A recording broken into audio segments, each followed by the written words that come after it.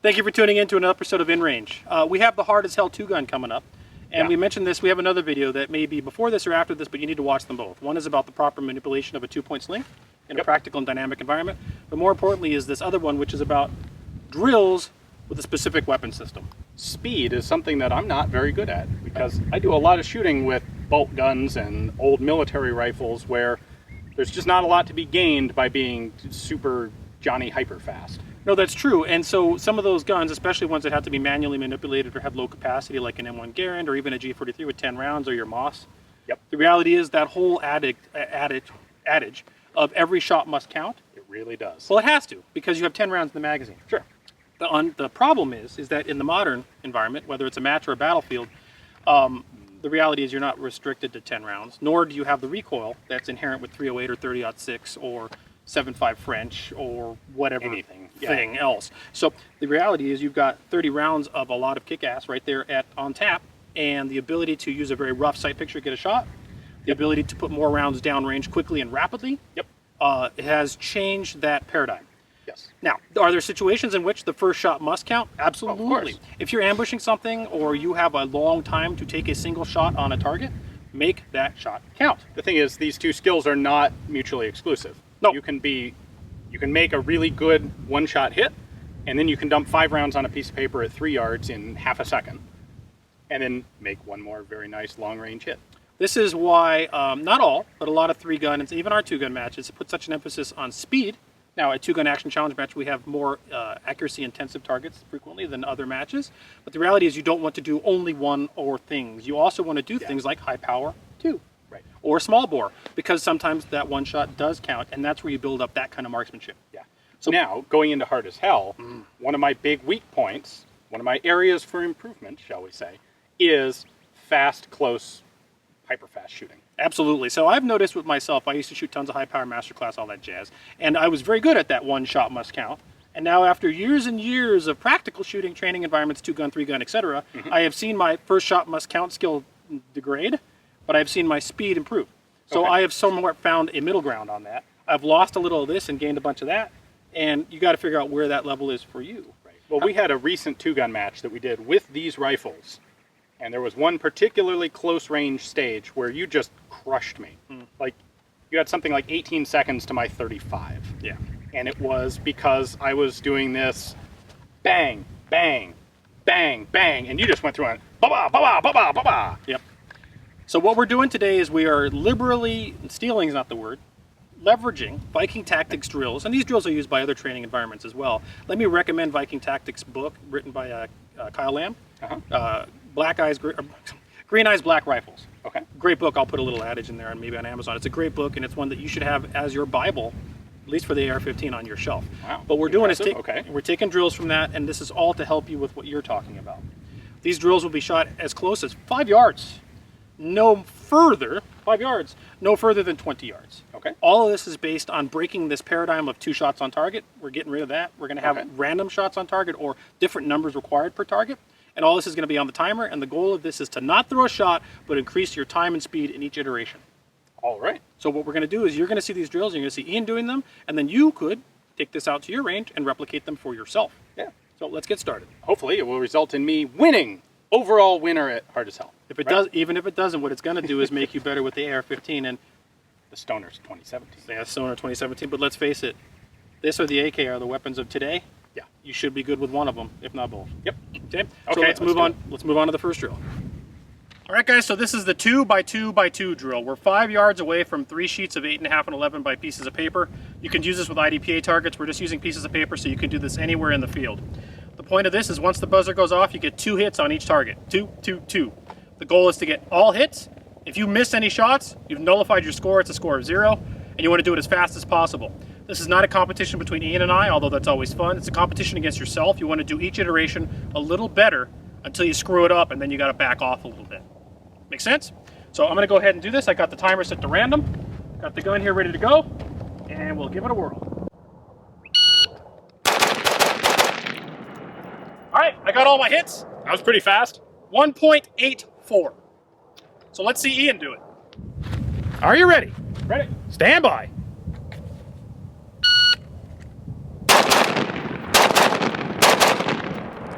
3.57. And I think I missed one. And no, you didn't. You got them all. No, you did. You missed the first shot. All right, score of that is 0. Safe it. Try it again. Low ready? You ready to try again? Stand by.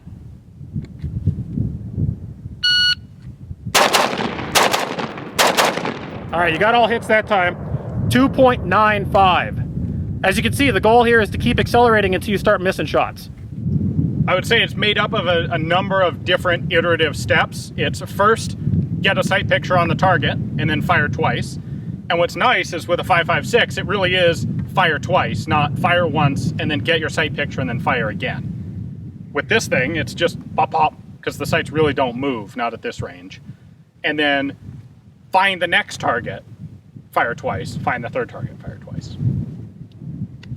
All right, after Ian saw me shoot a bunch of sub-2s, like 1.4 somethings, you decided you wanted to try a red dot instead of your 2.5x fixed magnification setup. I want to see what difference it makes, yeah. It will make a difference. And I want to see you shoot this one, too. It will make a difference. So that's a compromise. Yep. Here's that.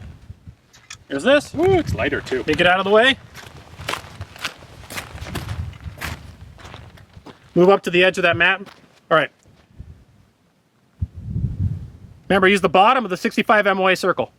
Okay. Are you ready? Yep. Stand by.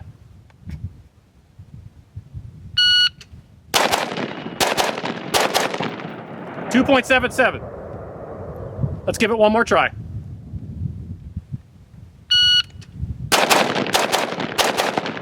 You threw one out to the right. Okay. Doesn't seem to make that much difference. Let me give it a whirl. You try that one, though. All right, I'll give it a whirl.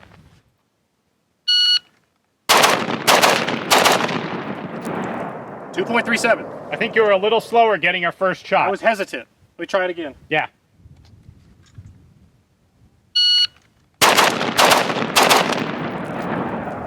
Good hits. 2.15. Okay. So I'm a little slower with the 2.5x scope. Not dramatically, like maybe half a second. Yeah. But this scope is a compromise. The goal of this is to have consistent eye relief at all sight pictures, but to have a little bit of magnification. Right. The red dot obviously compromises in that it has no magnification, but it has no eye relief. Right. Problems. So let's move on. All right, guys, so this is the half and half drill. Normally this is shot at 20, 10, and 5 yards. We're going to just start at 5 for now, and we're going to do 3 iterations of it. What you do is at 5 yards, your one target downrange, you're going to fire 10 rounds at it for the first iteration. Then you'll go back to low ready, 10 rounds for the second iteration, and your third iteration should be another 10 rounds. If you did this right with a 30-round magazine, your third and final drill should end on an empty mag and your bolt locked open. If your bolt locks open early or doesn't lock open, you failed. Right? So the par on this is each iteration 10 rounds on target within under 2.5 seconds. So I'm going to load her up. I have done this with just a 10 round mag so that I can demonstrate the lock open process.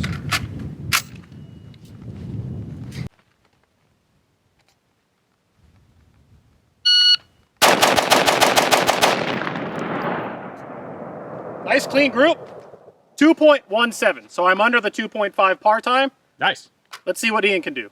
All right, so Ian's going to do the half by half drill. So we have 3 paper targets at 5 yards. He's going to do 10 on the first one as the first iteration, 10 on the second one as the second iteration, and 10 on the last one as the last iteration. He's got 30 rounds in the gun. It should lock open on the last target, and we should see 10 hits on all 3 pieces of paper. Now, the goal of this is to go as fast as you can, but keep all 10 hits on each piece of paper. Go ahead and start at low ready.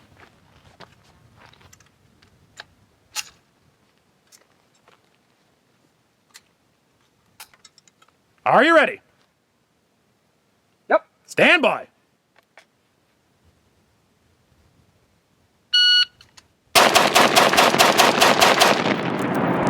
All right, that was definitely 10 rounds, and I see 10 hits. First iteration was 2.87. Ah! All right, so go to save. On safe. Low ready on second target.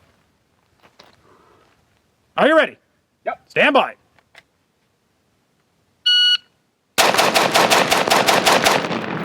I see all 10 hits. You got a little crazy on the right side, but you made it. 2.59. Ah! Real close to the Closer. 2.5. Real close. Ready up on that third target? Are you ready? Yep. Stand by.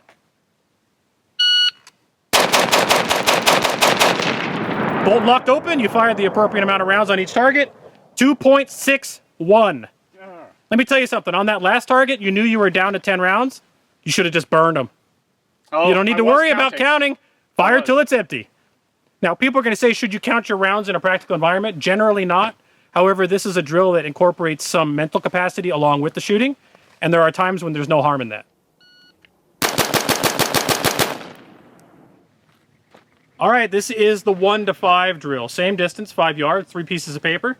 What you're going to do on this is at buzzer, 1 shot on the first target, 2 shots on the second target, 3 shots on the third target, back to the middle target for another 4 rounds, back to the first target for 5 rounds. When you're done, you've fired 15 rounds. You should have 6 hits on the first target, 6 hits on the second target, 3 hits on the third target. If you do this right, you can do this with 1 30-round magazine twice. All right? Why don't you go ahead and take low ready? All right. This is part of what you were talking about, of breaking the 2 shots on every target habit. Oh, this completely breaks it because you're 1, 2, 3, 4, 5. You're a progressive sweep is what you are. Okay, are you ready? Stand by.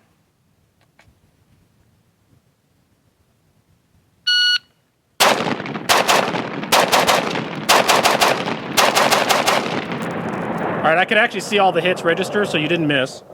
5.20.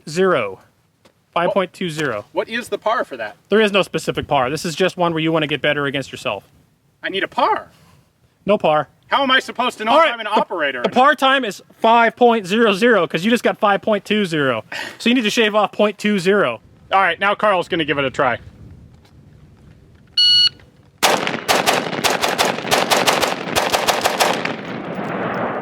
One real close to the edge, but I kept it on paper. Yep. 4.02. Okay.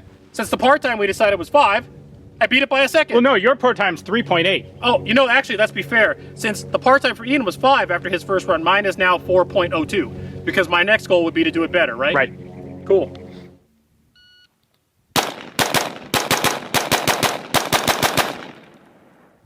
All right, this is a simplistic reload drill. So Ian has some particular problems in terms of being left-handed.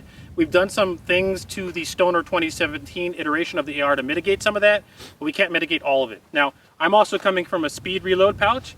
Ian insists that his back pocket is just as good. It might be, quite honestly, I'm not sure. But I'm going to show you what this is, and then he's going to do the same drill. 5 yards, 1 sheet of paper, first magazine loaded with 3 rounds. On buzzer, come up, 3 hits, eject the mag, grab from your pouch, load the gun, 3 more rounds. That's it, on the clock.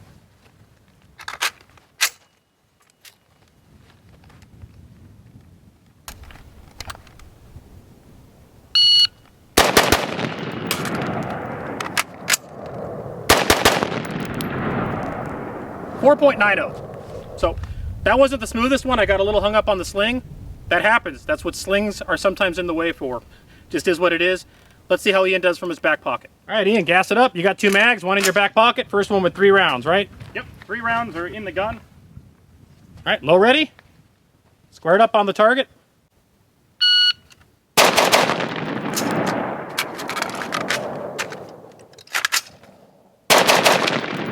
.84, and I noticed you accidentally closed the bolt.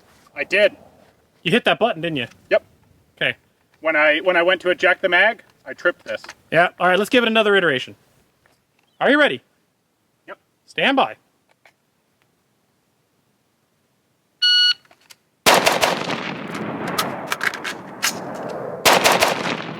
Holy crap, 4.79, sir.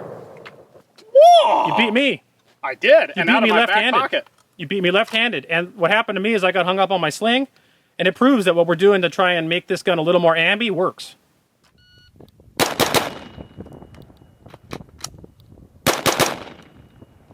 All right, so Ian, you did a bunch of drills today. We did a reload drill, we did 3 separate speed drills, all at 5 yards. Yep. What's your general synopsis conclusion? It was fun. It was the sort of thing that's fun to do once, but if you want to use it, if you actually want it as a tool for improvement, you have to do it a lot. Yep. So the question is, did my times get better today? In some cases, but that's not really the relevant metric. The relevant metric is, if I'm doing this once a week, what are they in 2 months? Oh yeah, and that's exactly right. If you're really serious about this and you are intending to be truly skilled with the AR15 or any other weapon system, you need to go out and do this with regular iterations. You know, it's like weightlifting. It is. You can go in and do it one morning, And you're like, oh man, that felt great. I'm super strong, wonderful. And then if you don't do it again for 2 months, you haven't gained anything. If you want to actually build skill or build muscle, you have to make it a routine and do it over and over and over and over. I think it's equally important to track it. I think a lot of people may overlook that, but you really need to have a timer. And I would say even keep a logbook. And just like weightlifting, take notes. What did you do on every day? And that's how you'll know. On the one hand, it's nice because it allows you to see improvement. In fact, you went to the gym for a while doing stuff without actually tracking it. I did. And I remember we were talking and you'd be like, I don't know if this is really doing anything. And my response was, well, that's right, you don't, because none of it was written down. On something like this, it's not only the nice self-confidence ego boost of knowing that you're getting better, it also will point out the places where maybe you're not getting better, things that you need to practice more. And by the way, sometimes you'll have setbacks just like with anything. Sure, of course. So what it boils down to is he's absolutely right. You can take a logbook, you can log these actions, you can even film yourself. You don't need 2 people to do this. No, not at all. This timer you can set to a random par time or start time. So what happens is I get ready, I don't need Ian here, I hit the button, it'll randomly buzz. All right, that allows me to prep and get ready on target, and I can do these drills by myself out here at my range or desert without any other assistance. And if you want it on film, GoPro, helmet, any of those things work just fine, or a camera on a tripod. None of what we did today was necessarily exemplary of our best runs, not exemplary of our worst runs. These were just literally first attempt runs for you to see what the reality is. Sometimes better, sometimes worse, but my encouragement would be to take things like this, videos like this, and others, Viking Tactics, Mike Panone's stuff, obviously Pat McNamara's stuff is awesome. Take all his stuff, although this is a place to start before going to McNamara because you don't need to throw a kettlebell before you start able to do this. Yeah. Take any of that, put yourself to the test, write it down, don't worry about ego, and just get better. It takes a very long time. Yeah, you don't have to share that journal with anybody. And even if you wanted to or doesn't matter, because if you're out here, if you're out here today and it took you 10 seconds to do a 2.5 second par time, you know what? You're better than you were yesterday. Yeah. Maybe tomorrow will be 9 seconds. Yep. Doesn't matter. Hopefully this was valuable and useful to you guys. If you enjoyed it, please do consider checking out our Patreon page because we burned a lot of ammo. I'm looking at the pile of Looks like there was a war here. Anyway, Patreon is what makes it possible for us to have the time to do this and the ammo to do this. So if you can't afford that, obviously we totally understand. We would hope that you share the videos with your friends and subscribe both on YouTube and on Full30. Thanks for watching.